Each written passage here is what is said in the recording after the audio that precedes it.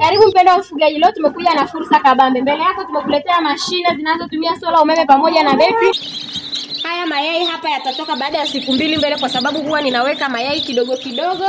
Huyu hapa ndo anamalizika kujitotolesha. Niambie uko wapi, tutawatumia mashine, na watu wa mikoani tutalipia mkishapokea. Lakini pia tuna mashine za mayai 120, 170, 500, 1000 mpaka mayai 5000, na mikoani tutawatumia na mtalipia mkishapokea.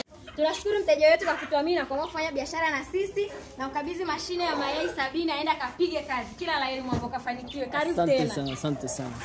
Bwana, mashine bado mimi sijapata, lakini pia ndoto za kupata mashine ninazo, kwa sababu kama kuku kama hivyo na sasa hivi nishaanza na kuku kama 180 ambao wana miezi 2 kama na siku 20 hivi. Kwa hiyo natarajia kwamba atakapoanza kutaga basi na mimi nitakuwa nishafanya process za kupata mashine. Aisee, tunawakaribisha sana. Mwalimu wetu ni mwalimu sahihi, ni mwalimu mwenye ujuzi, ana kuku wa kila aina out of the country. Kwa hiyo tunawakaribisha, knowledge iko hapa. Kama unataka kufuga, njoo hapa kwa mwalimu. Wateja wa mikoani mtalipia mkishapokea.